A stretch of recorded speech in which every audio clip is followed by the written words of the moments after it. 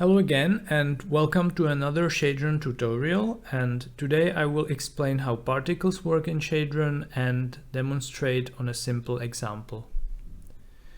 So last time we covered models, and in the end I said that not always you have to define the geometry of a model from scratch. So we will take advantage of that right now and include the billboard library, which contains the geometry of a billboard, which is basically just a square.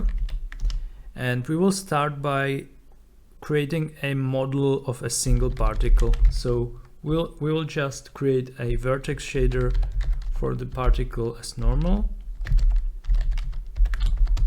We will get the coordinate of the billboard,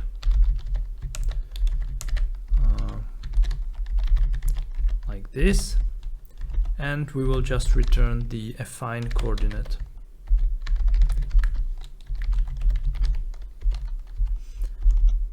So let's create a model for the particle, and it will have this vertex shader, and the vertex type is billboard primitives, and the vertex count is billboard vertex count. So when I save the file, we already see the output, but it is all white because the square fills the entire screen. So what we can do is add a size variable and only make it this big. So now you can see that it's just a square. And the only problem with this is that when you change the window size, it no longer holds the shape, it becomes a rectangle. So what we may want to do is multiply by a vector which fixes the aspect ratio like this. So now it is always a square.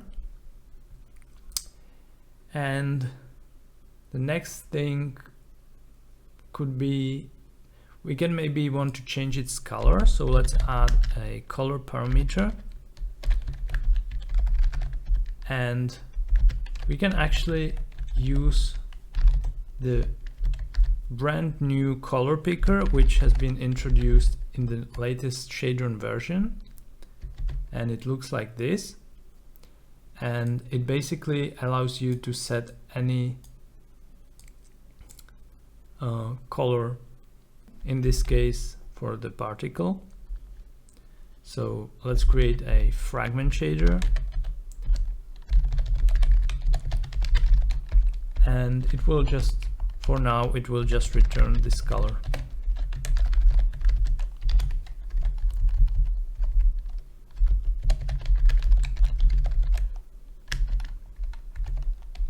Okay, so as you can see, we can choose any color we want, but maybe we want a different shape of the particle. A square isn't a very natural shape, so what might be a bit better is perhaps a circle. And as you already know, there are two ways to create a circle, and one of them is to approximate it with a lot of triangles. And the other, which I think is much better in this case, is using a fragment shader. So we will need to create a structure for the fragment data, and we will transfer the coordinate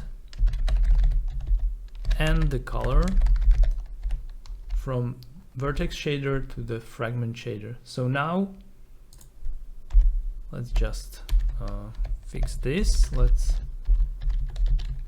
set the fragment data and make it the output of the vertex shader and the input of the fragment shader.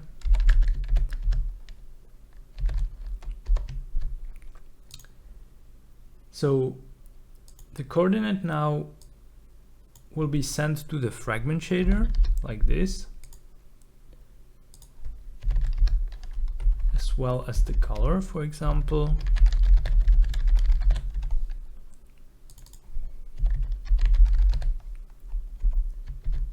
And in the fragment shader,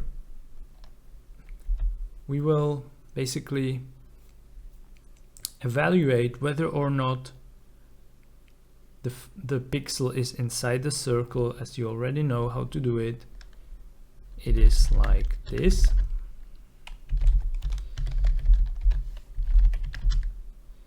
And the length of the coordinate.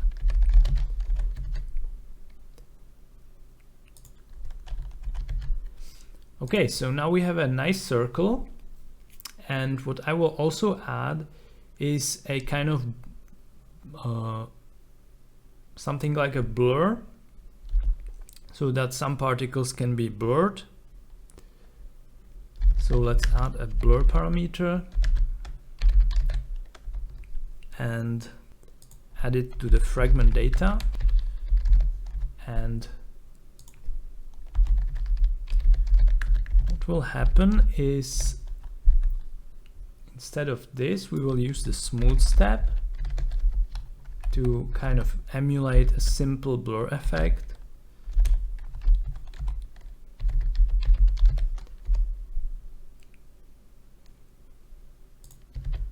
So as you can see,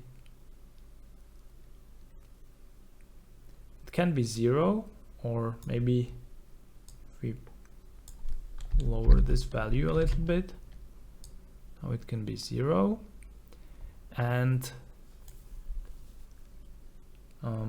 maybe also the more blurred it is, the larger it will be. So the size may be also affected by the blur. So it may look, for example, like this.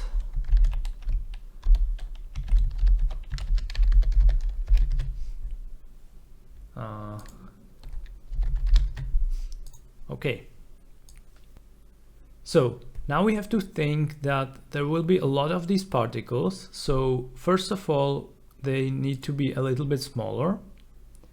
So maybe change this to something like this.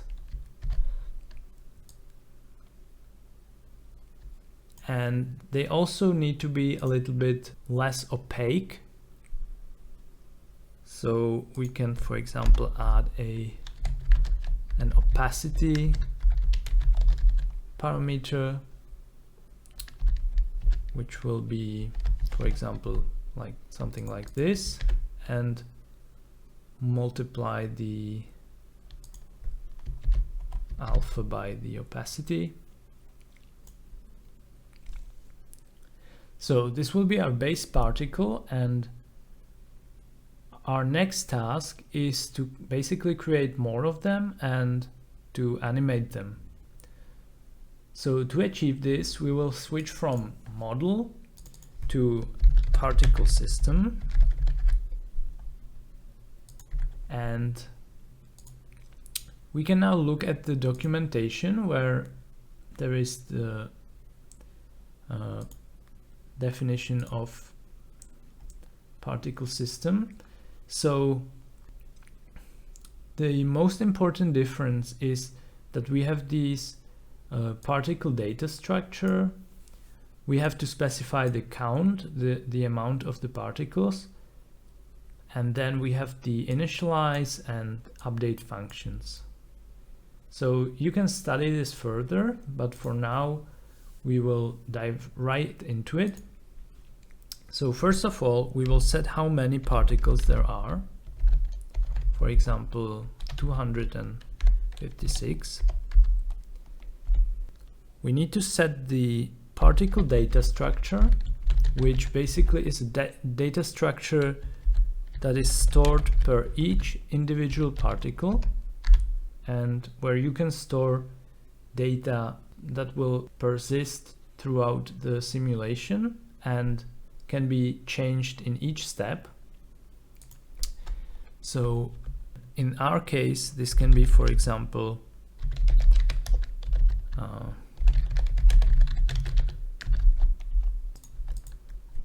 the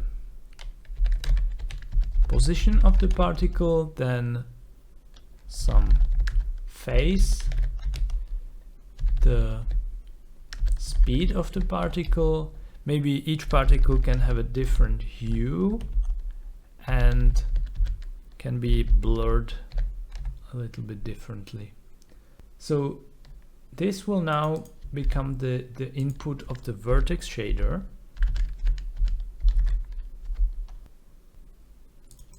So what we have now is basically this. We have exactly one particle, and this is the equivalent of the previous model. So when we switch to more particles, there is no change because they basically override each other. So what we need to do is add some blending, and in this case we will use the additive blending. But as you can see, they are right on top of each other. So what we need to do is initialize them in such a way that each is at a different position. So let's create an initialization function, which will be called initParticle, and it will output the particle data, and the input is the index of the particle. This here is the index of the vertex, but this is the index of the particle.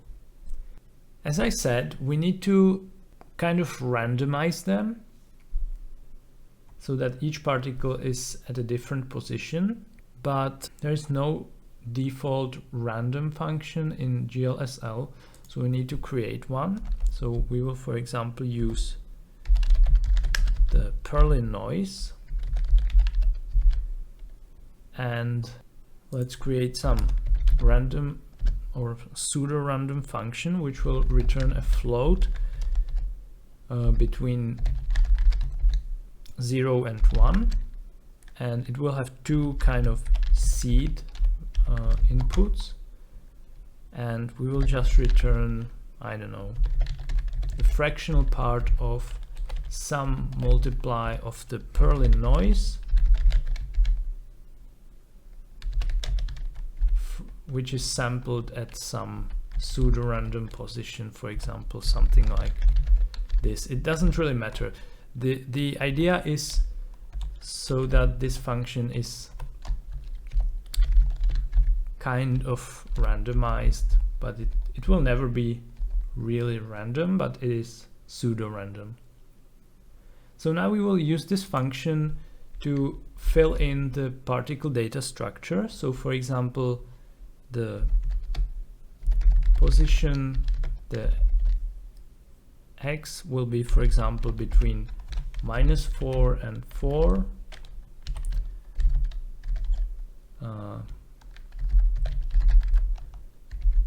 and we will use the current index of the particle and some other value to differentiate. For example, if I will use this function for the y coordinate, now we need to use a different one so that it doesn't return the same value. And for example, if you want the particles to be distributed more, to be more of them in the bottom, what I will do is add a power so that we will basically square this value. Now we have the phase, which will be, well, the particles will be moving in a kind of sine wave, and each will begin in a different step. So let's do it like this. And they will have a random hue,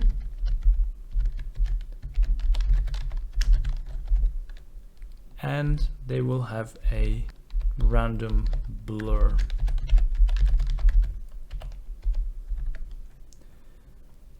Okay, so instead of the global color, we will use the HSV library to generate colors for each particle. And in the vertex shader, we will use these particle data to, first of all, to position the particles and to output data to the fragment shader. So first of all, we will shift the particle by its position, like this. Second of all, we will generate a color using the HSV from the particle data hue, a saturation of maybe 0.5 and lightness 1. We will use the particles blur instead of the blur parameter, which now isn't necessary. And we need to set this initialization function so that it is called during the initialization. So here we will just say initialize with init particle. And now, as you can see, the particles are randomly positioned and have random colors and random blur. So the last thing we need to do is define how to update the particles in each step.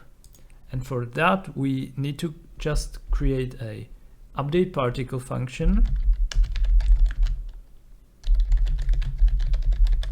which simply changes the particle data in each step. And it also receives the time difference, the delta time. So let's also set it here.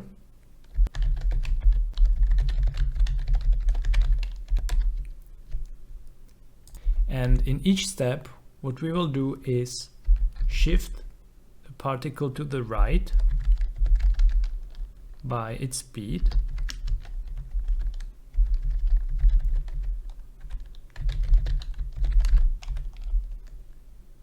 Shift it in the vertical direction using a sine wave.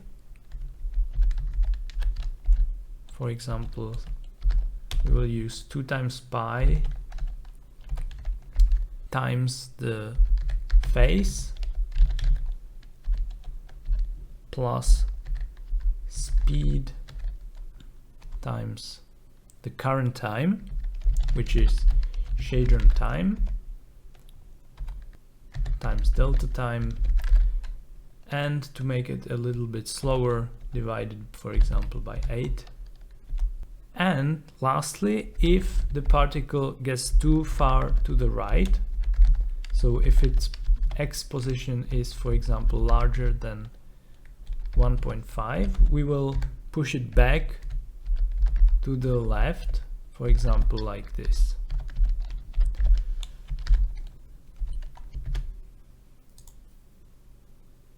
Oh, and we forgot to initialize the speed, so it has 0 speed. So let's just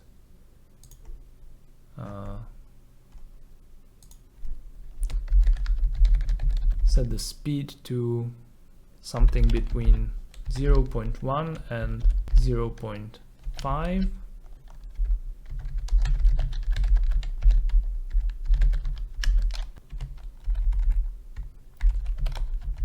Like this. And now the particles are moving as intended.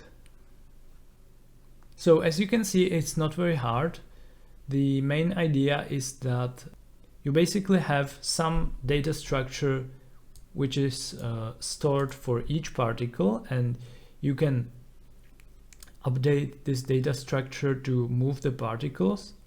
And for example, you can destroy or create new particles in the process, but what you can do is maybe kind of hide them and show them again using some of these variables, so you can achieve the same effect. And yeah, so that basically explains the particle system in Shadron. For now, this is all, and see you next time.